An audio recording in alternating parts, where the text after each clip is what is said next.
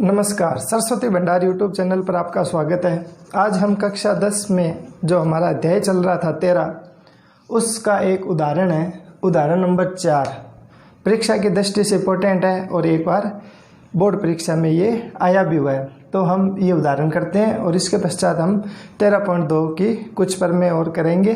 तो आप देखते जाइए चैनल और वीडियो को आप पूरा देखा करो, स्किप मत किया करो, ठीक है ना। तो देखो, त्रिभुज ए बी सी की भुजा, एक त्रिभुज है आपके पास इस तरीके से, जैसे मान लो ये आपके पास त्रिभुज है, ठीक है, ये त्रिभुज है।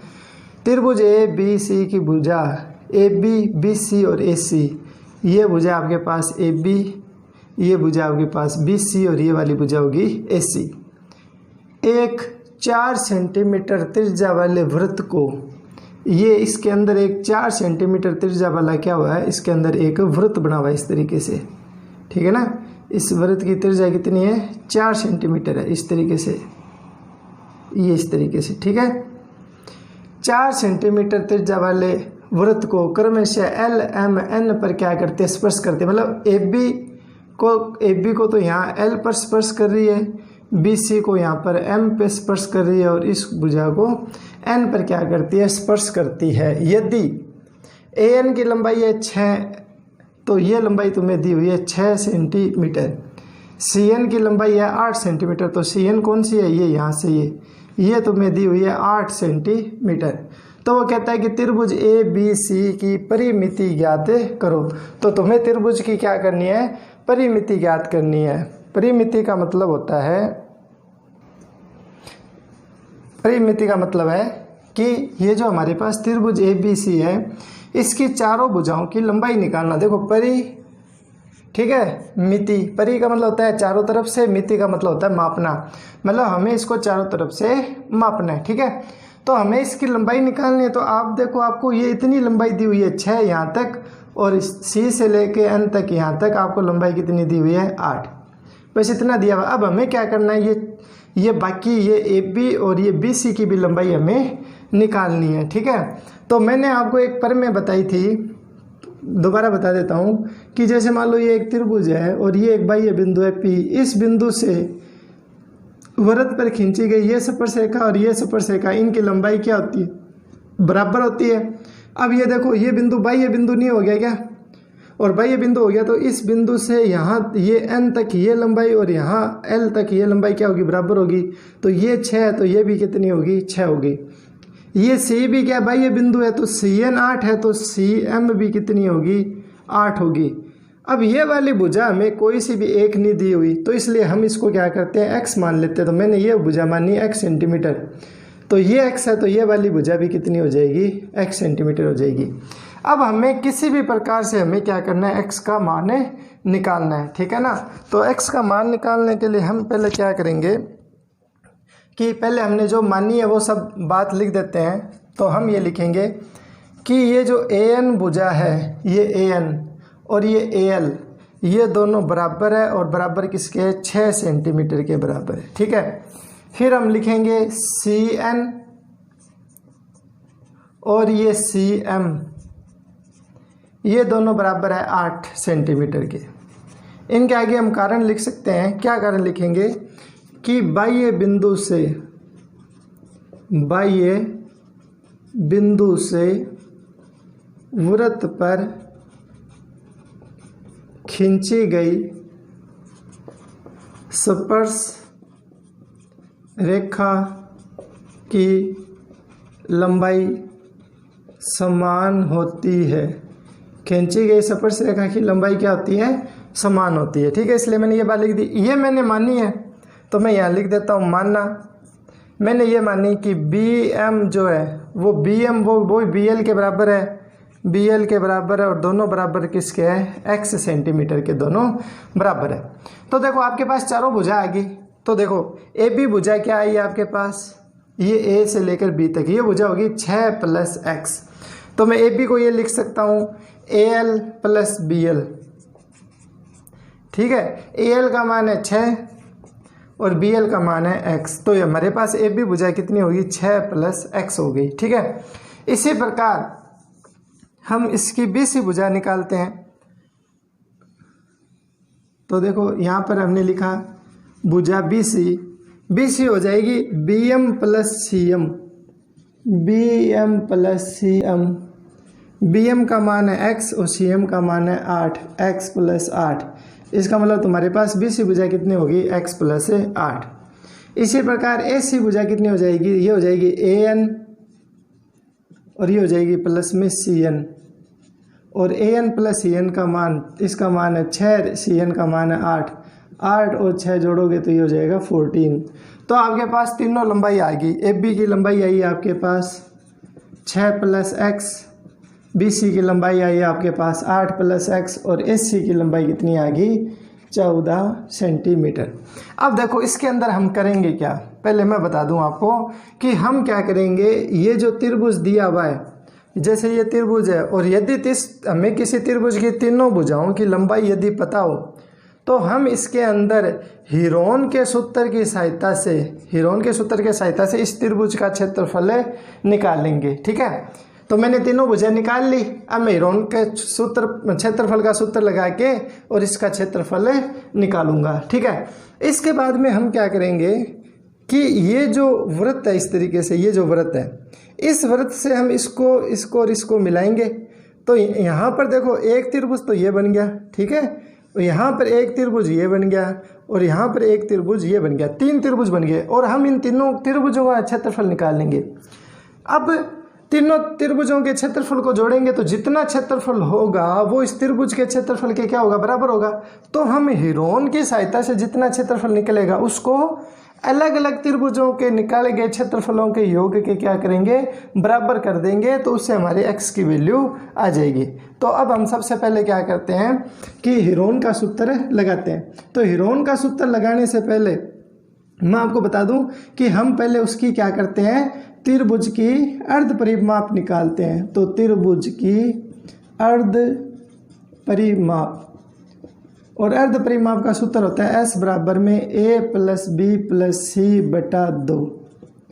ये A क्या चीज़ है, ये जो शीर्ष बिंदु A है ना, इस A के सामने वाली भुजा को हम क्या लिखते हैं, स्मॉल a से लिखते हैं। B के सामने वाली भुजा को हम स्मॉल b से, और C के सामने वाली भुजा को हम स्मॉल c से लिखते हैं। तो देखो A का मान क्या हो जाएगा आपके पास, ये A का मान हो जाएगा BC। ठीक है, तो BC का मान कितना है, 8 प्लस x, यहाँ लिख दो 8 प्लस x। B का मान हो जाएगा आपके पास AC का जो मान है 8 और 6 14, और जो नेक्स्ट है AB ये हो जाएगा 6 प्लस x बटा 2। इनको जोड़ो तो देखो x और ये x जुड़कर कितना हो जाएगा, 2x। ये हो जाएंगे 14 और 6 20, 20 और 8 हो गया 28 बटा 2। यहाँ पे देखो 2 कॉमन आ रहा है, 2 कॉमन ले लो तो इसमें कितना बचेगा 14, और इसमें केवल बचेगा x बटा 2। 2 से 2 कैंसिल हो जाएगा, तो s का मान आ जाएगा 14 प्लस x। ये आ गया आपके पास त्रिभुज की अर्ध परिमाप आ गई आपके पास। तो हीरोन का सूत्र क्या होता है, हीरोन का सूत्र, तो हीरोन का सूत्र होता है त्रिभुज के क्षेत्रफल निकालने का इस तरीके से s minus a, s minus b, s minus c। ये जो हमारा फॉर्मूला है ये किसका है, हीरोन का है। तो मैं अभी ये क्वेश्चन और ये वाला हिस्सा मिटा देता हूँ, अपने को केवल चित्र चाहिए, बाकी आप ये साथ साथ में उतारते जाओगे तो आपके पास ये नोट्स भी बनते जाएंगे। ठीक है ना। इस क्वेश्चन थोड़ा ये लंबा है तो हमें इसको 2-3 हिस्सों में करना पड़ेगा। तो देखो इसके बाद में क्या होगा, इसमें हम s की वैल्यू रखते हैं। तो देखो वर्गमूल s का मान कितना है, 14 प्लस x, तो 14 प्लस x। ठीक है, फिर है s minus a, 14 plus x minus a का मान देखो कितना है, a के सामने वाली भुजा ये मान आपके पास स्मॉल a का x प्लस 8, तो यहाँ आ जाएगा x प्लस 8 इस तरीके से, और बड़ा ब्रैकेट लगा देना आप एक बार। फिर 14 प्लस x माइनस, यहाँ पे 14 प्लस x माइनस b का मान, ये सामने वाली भुजा b का मान हो जाएगा 14 बड़ा ब्रैकेट। फिर 14 प्लस x माइनस, फिर ये तीसरी भुजा बच गई x + 6, ये आ जाएगा x + 6। ठीक है, अब इसको सरल करो आप। तो देखो 14 + x, ये आ जाएगा 14 + x। इस ब्रैकेट के बाहर माइनस का निशान है ना, तो ये दोनों निशान बदल जाएंगे, माइनस का x माइनस का 8, ये हो जाएगा 14 + x -14, ये हो जाएगा 14 + x। इसके बाद भी माइनस का निशान है तो निशान बदल जाएंगे, -x -6। तो देखो ये प्लस का x माइनस का x कैंसिल हो जाएंगे, इससे 14 से 14 कैंसिल हो जाएगा, यहाँ x से x कैंसिल हो जाएगा। तो आपके पास देखो क्या आ जाएगा, आपके पास ये बचेगा 14 + x, यहाँ बचेगा 14 - 8, इसमें बचेगा x और इसमें बचेगा 14 - 6। ठीक है, सरल कर लो इसको। देखो 14 + x, 14 में से 8 गए, कितने बचेंगे 6। ठीक है ना, और ये आपके पास बचा x, और 14 में से 6 जाएंगे तो ये कितना बचेगा 8। ठीक है, तो ये कितना आ जाएगा, ये आ जाएगा हमारे पास 8 को 6 से गुणा करेंगे तो 48x, और ब्रैकेट में आ जाएगा 14 + x। बस इतना ही, इसको रख देना आपके समीकरण नंबर 1। ये किसका क्षेत्रफल आया, ये इस पूरे त्रिभुज का क्षेत्रफल आ गया, इस पूरे का। ठीक है, अब इसके बाद में हम क्या करेंगे कि ये जो O बिंदु है, जो केंद्र है, इसको हम क्या करेंगे, इस B से और C से मिलाते हैं और A से मिलाते हैं, और इस O को M, N और L से मिलाया। तो हम कहेंगे कि O को A, B, C, L, M, N से मिलाया। हमने एक पार्ट सिद्ध कर लिया कि एक पार्ट हमने निकाल लिया पूरे त्रिभुज का क्षेत्रफल। कौन से सूत्र की सहायता से, हीरोन के सूत्र की सहायता से पूरा क्षेत्रफल निकाल लिया। अब हम क्या करेंगे, इन तीनों त्रिभुजों का क्षेत्रफल निकालेंगे। देखो ये त्रिभुज, देखो ये वाला त्रिभुज, ये वाला त्रिभुज। तो इस त्रिभुज जब हमने O को B, A, C, L, M, N से मिलाया तो ये हमारे पास त्रिभुज बना। इस त्रिभुज में क्या होता है कि ये बिंदु है स्पर्श बिंदु, और ये स्पर्श बिंदु और ये वाली जो केंद्र होता है, इसको मिलाने वाली ये जो त्रिज्या होती है ना, ये इस स्पर्श रेखा की क्या होती है, लंबवत होती है। तो ये क्या हुआ, ये त्रिभुज की ऊंचाई होगी एक तरीके से। ठीक है, जो लंबवत होती है वो ऊंचाई होती है, और ये हो गया आधार। तो इसमें हम सूत्र लगा देंगे 1/2 आधार गुणा ऊंचाई का। तो ये त्रिभुज का क्षेत्रफल आ जाएगा। तो मैं लिखूंगा त्रिभुज OBC का क्षेत्रफल, OBC का क्षेत्रफल। तो फॉर्मूला क्या था, 1/2 आधार गुणा ऊंचाई। 1/2 आधार का मान तो हो गया 20C, और ऊंचाई का मान हो गया OM। ठीक है, तो 1/2, 20C का मान है 8 + x, तो ये हो जाएगा 8 + x। और ये जो है ऊंचाई, ऊंचाई कितनी हो जाएगी, तो हमारे क्वेश्चन में दिया हुआ है कि ये जो अंदर वृत्त बनाया था ना, इस वृत्त की जो त्रिज्या है ना वो 4 है। तो ये भी 4, ये भी 4 और ये भी 4 हो जाएगी। तो इसका मान हो जाएगा 4। 2 का भाग 4 में कितनी बार जाता है, 2 बार जाता है। ठीक है ना, तो हमारे पास ये बचेगा 2, 8 + x। ठीक है, इसको दे देना आप समीकरण नंबर 2। इसी प्रकार हम AOC का भी क्षेत्रफल निकालेंगे। ठीक है, तो हमें देखो एक तो ये समीकरण 1 चाहिए है, इसके बाद में जो 2 और आएंगे वो हमें समीकरण चाहिए होगी। इसका हमें कोई अब हमें आवश्यकता नहीं है, तो इसको मैं मिटा देता हूँ।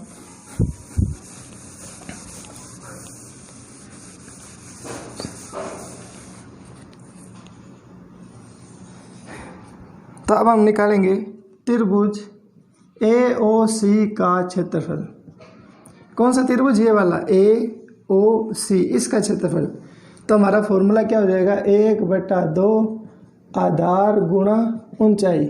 तो 1/2 आधार का मान, ये तो होगी आधार AC, और ऊंचाई का मान हो जाएगा ON।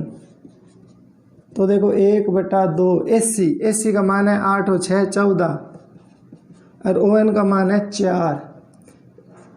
2 का भाग 14 में जाता है 7 बार, और 7 को 4 से गुणा करेंगे तो ये मान कितना आ गया, 28 वर्ग सेंटीमीटर। मतलब इसकी वैल्यू कितनी आ गई, 28 आ गई हमारे पास। अब हम निकालेंगे AOB का, इसका क्षेत्रफल। तो त्रिभुज AOB का क्षेत्रफल, तो फॉर्मूला यही होता है 1/2, ये हो गया आधार पूरा AB। तो AB गुणा ऊंचाई, ये एल ओ ऊंचाई हो जाएगी ओ एल, तो 1/2 ए बी, ये लंबाई हो जाएगी 6 + x, ठीक है। और ओ एल ऊंचाई है 4, इसका भाग देखो इसमें कितनी बार जाएगा, 2 बार, तो ये हो जाएगा 2 6 + x। ये हो गई समीकरण नंबर 2 और ये हो जाएगी समीकरण नंबर 3। तो हमने तीनों का क्षेत्रफल निकाल लिया। तो पूरे त्रिभुज का क्षेत्रफल किसके बराबर होगा, तो त्रिभुज ए बी सी का क्षेत्रफल बराबर हो जाएगा त्रिभुज ओ बी सी का क्षेत्रफल, उसमें जुड़ जाएगा त्रिभुज ए ओ सी का क्षेत्रफल, ठीक है, और उसमें जुड़ जाएगा त्रिभुज ए ओ बी का क्षेत्रफल। ये तीनों मान रख दो इसमें। तो देखो इसका क्षेत्रफल आया, गुणा करके लिखता हूँ, 8 दूनी 16, 2 को x से गुणा किया 2x, प्लस ए ओ सी का क्षेत्रफल हो जाएगा 28, और ए ओ बी का क्षेत्रफल ये निकाला है, तो गुणा कर दो, 6 दूनी 12 और 2 को x से गुणा किया 2x, सरल कर लो 2x और ये 2x कितना हो गया 4x, ठीक है। 28 और 12 कितने हो गए 40 और ये 16 कितने हो जाएंगे 56। तो हमारे पास इसकी वैल्यू कितनी आएगी 56 + 4x, ये हो गया समीकरण नंबर 4। अब आप देखो, सॉरी ये 2 नंबर समीकरण थी, ये 3 नंबर देते हैं, इसको देते हैं हम 4 नंबर और इसको हम देते हैं 5 नंबर। ये लो जी, तो ये क्षेत्रफल जो हमने निकाला था, ये वाला, ये क्षेत्रफल तो हमने निकाला था हीरो के सूत्र से, इस पूरे का क्षेत्रफल, ठीक है। और ये वाला जो क्षेत्रफल आया ये भी इस पूरे का ही क्षेत्रफल है, बस 3 टुकड़ों में करके निकाला है। अब आप देखो ये जो त्रिभुज है वो तो एक ही है ना, अब इसका क्षेत्रफल आप चाहे ऐसे निकालो चाहे ऐसे निकालो, ये दोनों ही क्या होंगे बराबर होंगे। तो मैं ये कह सकता हूँ कि ये समीकरण इस समीकरण की क्या होगी बराबर होगी। तो मैं ये लिख सकता हूँ कि समीकरण 1 व 5 से मैं ये लिख सकता हूँ कि 48x 14 + x बराबर हो जाएगा 56 + 4x। इसको सरल करके आपको क्या करना है, मान निकालना है, किसका, x का मान निकालना। तो अब यहाँ पे तो देखो वर्गमूल है, यहाँ देखो वर्गमूल का निशान है, जबकि इसके ऊपर वर्गमूल का निशान नहीं है। तो हम दोनों तरफ वर्ग करके क्या करेंगे, वर्गमूल का निशान है हटा देंगे। तो हम लिखेंगे दोनों तरफ वर्ग करने पर, तो दोनों तरफ वर्ग करोगे तो ये इसका क्या होगा, निशान है हट जाएगा। तो अब ये मैं मिटा दूँ, ये हमने लिख लिया समीकरण, अभी भी हमें और आवश्यकता पड़ेगी। क्वेश्चन लंबा है थोड़ा,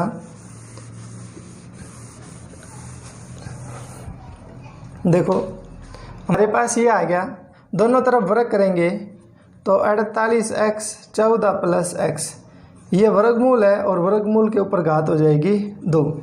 इधर ये जो 56 है ना, इस 56 में से आप 4 कॉमन ले लो, ठीक है। 4 कॉमन लोगे तो यहाँ पे बचेगा 14 + x, उसमें से 4 बार गया और 56 को 56 होता है, 14 बार आ जाएगा, तो इसका होल स्क्वायर हो जाएगा दोनों तरफ, ठीक है। अब इधर स्क्वायर से ये वर्गमूल कैंसिल हो जाएगा, तो इधर आएगा 48x 14 + x और इधर आएगा आपके पास 4 का स्क्वायर, ठीक है। इधर आएगा 14 + x का स्क्वायर। अब इसको सरल करो तो देखो ये वाला इसके बटे में जा सकता है और ये वाला इसके बटे में आ सकता है, तो इनको बटा में लिया हो तो 48x बटा 4 को 4 से गुणा करेंगे 16, तो इसके बटे में आ जाएगा। इधर आएगा 14 + x की घात 2 बटा 14 + x, ये एक पावर कैंसिल, और 16 का भाग 48 में कितनी बार जाता है 3 बार। तो हमारे पास आएगा 3x बराबर में इधर बचेगा 14 + x, इस x को उधर ले जाओ, प्लस का x पक्षांतरण के द्वारा उधर जाएगा तो क्या हो जाएगा माइनस का x, 3x में से x जाएगा तो 2x, तो x का मान कितना आ गया 14/2, तो x का मान कितना आ गया 7 सेंटीमीटर। तो हमारे पास x का मान कितना आ गया 7 आ गया, ठीक है। तो ये वैल्यू हमारे पास आ गई 7 और ये भी कितनी आ गई 7। तो देखो AB लंबाई कितनी हो जाएगी, AB लंबाई हो जाएगी 6 + 7 और 6 और 7 कितना होता है 13 सेंटीमीटर। BC लंबाई कितनी हो जाएगी 7 + 8 और 7 और 8 का मान कितना होता है 15 सेंटीमीटर।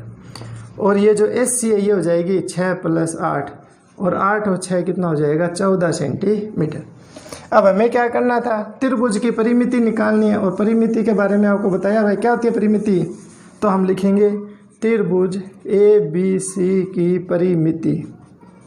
परिमिति का मतलब होता है कि इन तीनों लंबाइयों को जोड़ना, मतलब AB + BC + AC, इन तीनों लंबाइयों को क्या करो जोड़ो।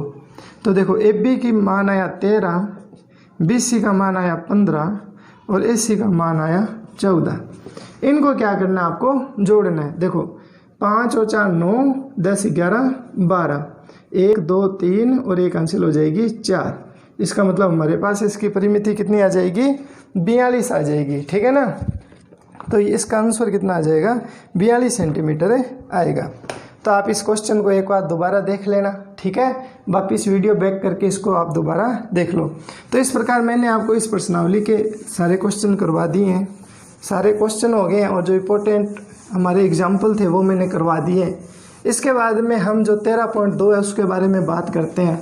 और 13.2 में हमें क्या दिया हुआ है, एकांतर वृत्तखंड क्या होते हैं, ठीक है।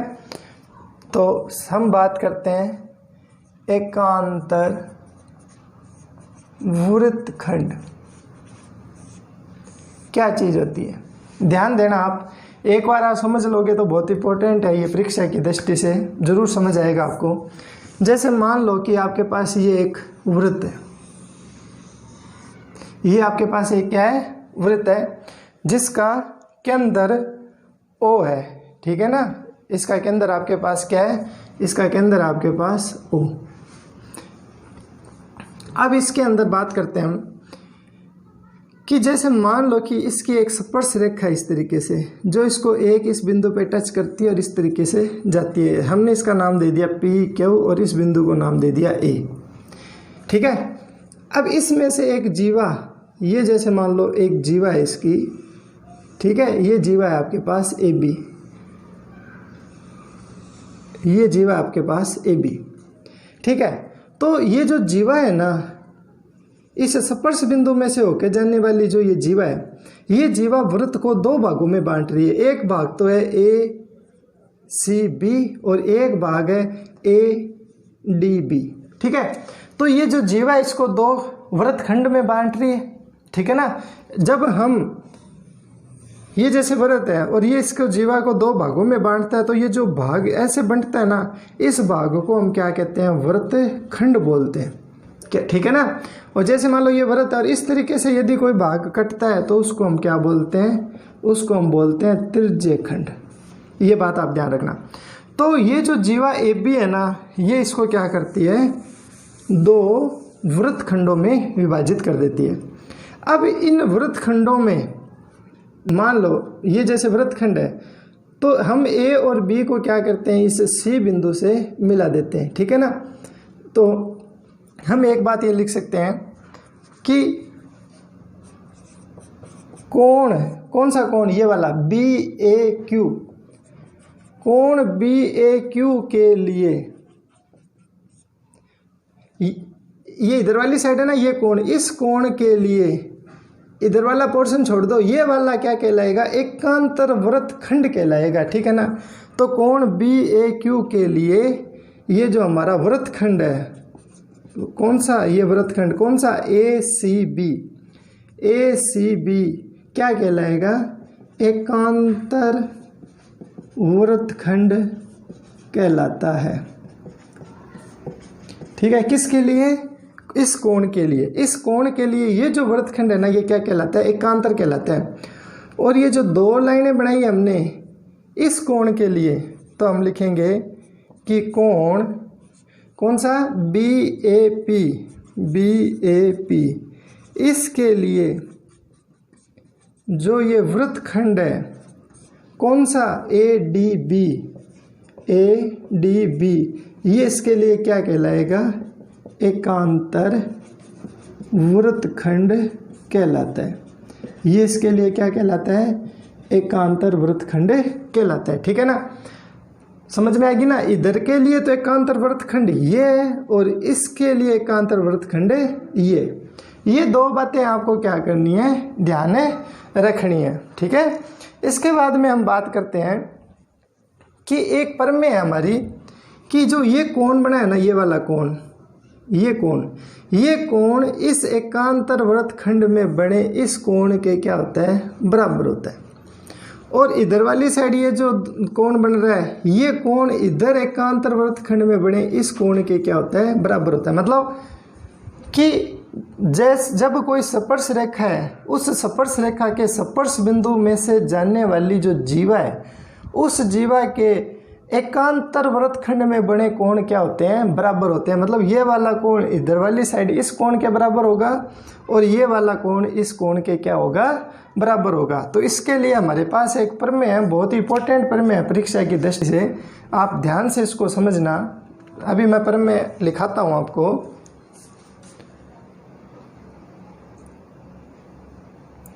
अभी ये हमारी एक प्रमेय है, यदि वृत्त की स्पर्श रेखा, जैसे मान लो ये आपके पास एक वृत्त है, तो मैंने प्रमेय लिख दी है आपको।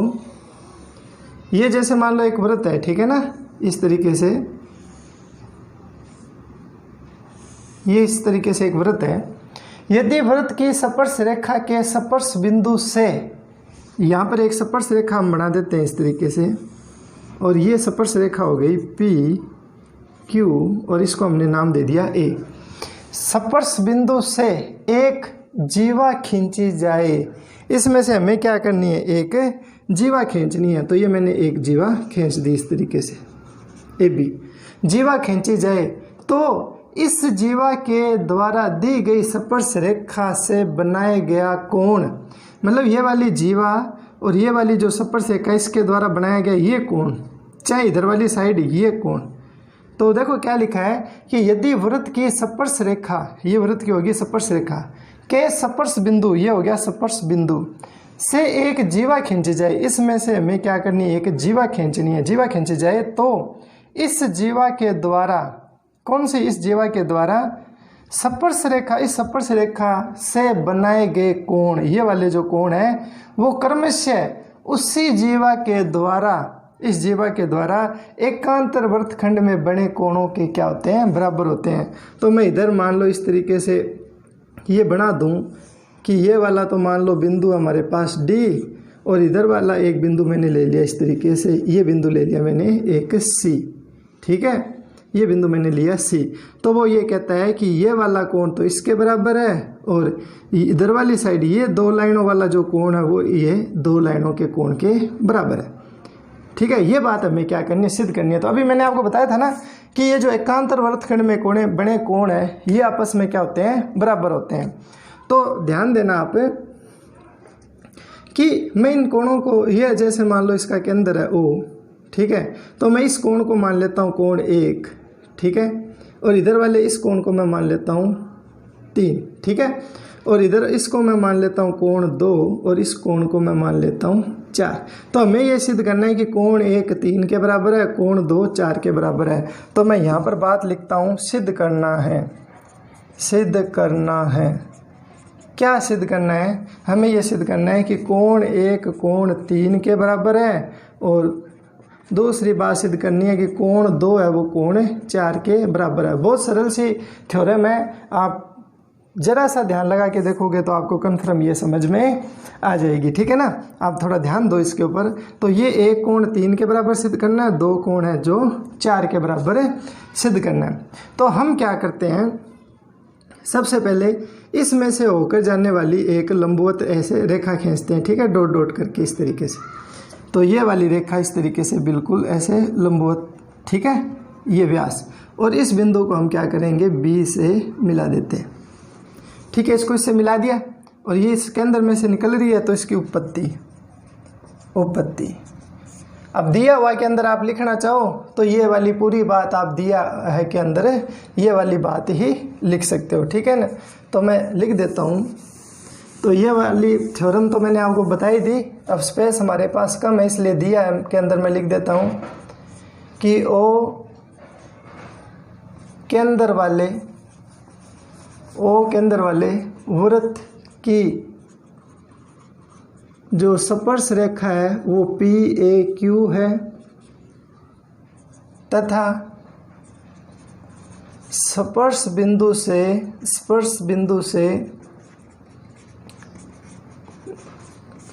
बिंदु से जानने वाली जीवा AB है। ठीक है, ये इतनी बात हमें दी हुई थी। ठीक है, अब हम क्या करते हैं, इसमें ये कोण बराबर करने हैं। तो सबसे पहले हम लिखेंगे कि O तथा A से जानने वाला व्यास, इसको मैं नाम दे देता हूँ E, जानने वाला व्यास AE खींचा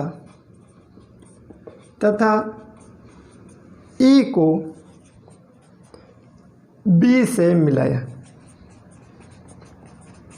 E को B से मिलाया। ठीक है, आपने एक प्रश्नावली, जो 12वीं प्रश्नावली है वो आपने पढ़ी होगी।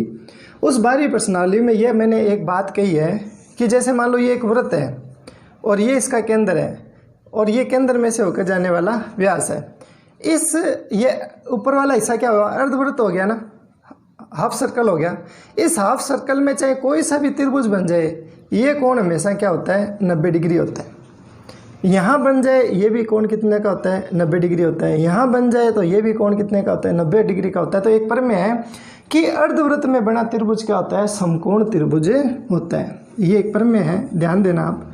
तो हम ये लिख सकते हैं कि ये जो कोण है, ये वाला कोण कौन सा, ABE,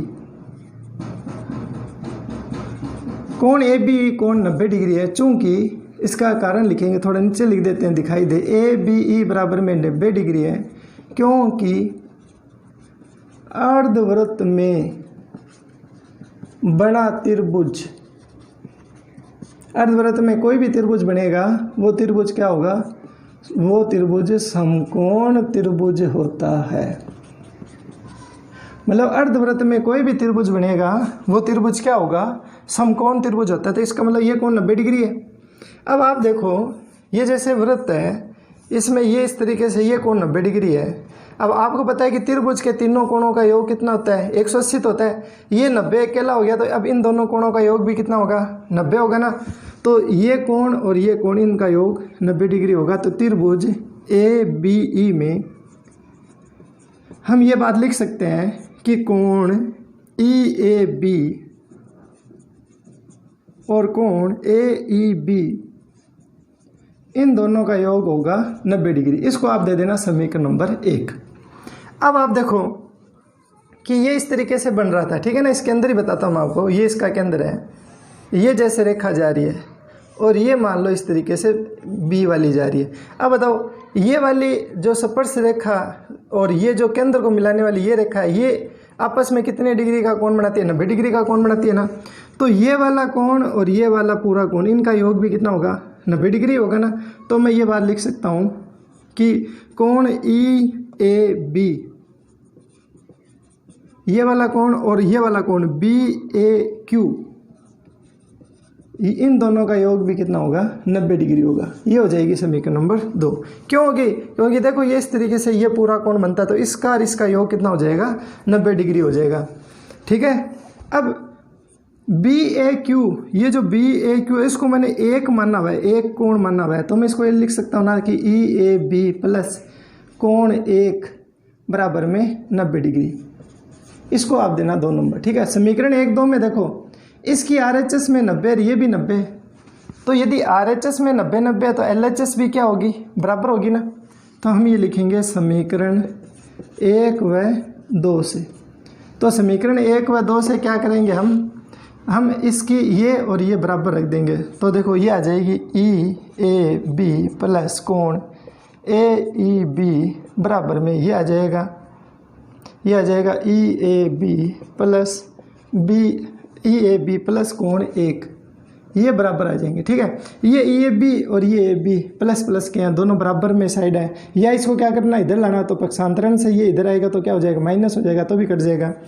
तो हमारे पास ये आ गया कि EAB कोण बराबर किसके, 1 के बराबर है। इसको दे देना समीकरण नंबर 3। EAB कोण कौन सा, AEB, ये वाला कोण, ये कोण ये 1 के बराबर है। तो मतलब ये वाला कोण और ये वाला कोण क्या है, बराबर है, ये भी एक कोण के बराबर है। अब यहाँ पर एक छोटी सी परिमेय और लगेगी, जैसे मान लो कि ये एक वृत्त है और ये इसकी एक जीवा है। इस जीवा के द्वारा एक ही वृत्तखंड में बने सारे कोण क्या होते हैं, बराबर है। मतलब इस तरीके से इस जीवा ने ये कोण बनाया, इधर इस तरीके से जीवा ने ये कोण बनाया, ये कोण 1 है तो ये भी कोण कितना होगा, 1 होगा। मतलब ये 70 डिग्री है तो ये भी 70 होगा, 10 है तो 10 होगा, 50 है तो 50 होगा। तो आप इसमें देखो कि ये AB क्या जीवा नहीं है क्या ये। अब इस जीवा के द्वारा इधर देखो, इस जीवा के द्वारा ये बड़ा कोण 1 डिग्री है, तो इधर ये वाला बड़ा भी कोण क्या है, 3 है। तो ये दोनों बराबर नहीं होंगे क्या, तो 1 और 3 आपस में क्या होगा, बराबर होगा। तो हम यहाँ लिखेंगे, हम जानते हैं कि जीवा के द्वारा एक ही वृत्तखंड में बने कोण बराबर होते हैं। एक ही वृत्तखंड में बने कोण क्या होते हैं, बराबर होते हैं। तो मैं ये लिख सकता हूँ ये बात क्या, कि AEB ये कोण और ये वाला कोण ADB ये दोनों कोण क्या होंगे, बराबर होंगे। ठीक है। अब AEB का मान कितना 1 है तो ये कोण हो जाएगा 1, और ADB का मान कितना 3 तो ये हो जाएगा कोण 3। ये हमारी हो जाएगी समीकरण नंबर 4। और ये मान हमने कहाँ से लिखे, ये लिखे हमने समीकरण 3 से। तो देखो हमारी एक बात तो सिद्ध होगी कि ये एक कोण किसके बराबर है, एक जो कोण है वो 3 के क्या है, बराबर है। ठीक है। अब इसके बाद में हम जो नेक्स्ट पार्ट है वो है इसका, अब हमें ये सिद्ध करना है कि 2 कोण भी किसके बराबर में है, 4 के बराबर में। ये बात अब हमें और सिद्ध करनी है। तो देखो आप ध्यान से देखना कि ये जो हमारे पास ये जो बना है रेखीय कोण युग्म, तो आपको पता है कि ये एक कोण 2 कोण के बराबर है। कोण 1 कोण 2 के बराबर है। क्यों बराबर है, तो हम यहाँ लिखेंगे, नहीं सॉरी, 1 और ये 2 कोण बराबर नहीं है, इन दोनों का योग 180 डिग्री होगा, ये संपूरक होंगे रेखीय कोण युग्म से। तो हम ये लिखेंगे कि कोण 1 और कोण 2 इन दोनों का योग होगा 180। यहाँ लिखेंगे अपन रेखिक कोण युग्म से। अच्छा, ये रेखीय कोण युग्म क्या होता है, जैसे मान लो एकदम सीधी रेखा और इस तरीके से एक रेखा इसको डिवाइड कर रही है या इस तरीके से जा रही है, तो इन दोनों कोणों का योग जो होता है ना वो कितना होता है, 180 होता है। ठीक है। आप देख रहे हो पूरा कोण बन गया है 180 का, तो इनका योग क्या होता है, 180 होता है।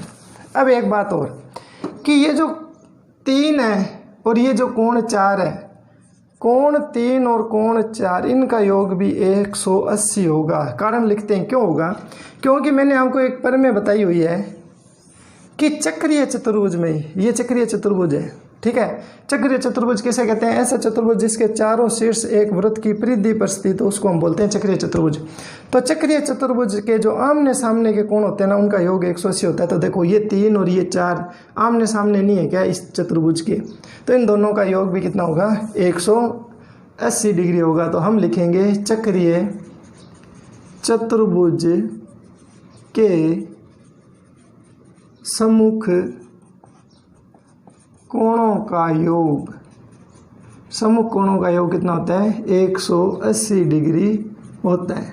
सम्मुख कोणों का योग कितना होता है, 180 होता है। अब इन दोनों समीकरणों में देखो, इसे समीकरण मैंने दी 5 और इसको मैंने समीकरण नंबर दी 6, तो हम लिखेंगे समीकरण 5 व 6 से।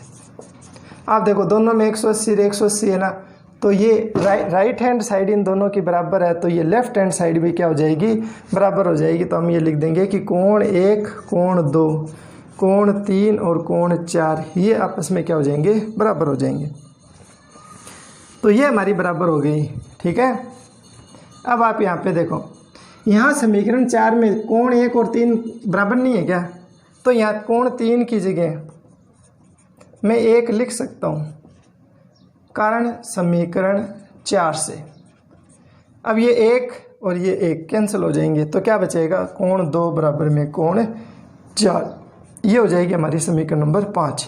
और हमें यही बात सिद्ध करनी थी कि कोण 1 तो 3 के बराबर है और कोण 2 किसके बराबर है, 4 के बराबर है। तो देखो हम ये लिख सकते हैं समीकरण 4 व 5 से हम ये लिख सकते हैं कि कोण 1 बराबर है कोण 3 के और कोण 2 है बराबर कोण 4 के। ये हमारा प्रूव्ड हो जाएगा। ठीक है जी।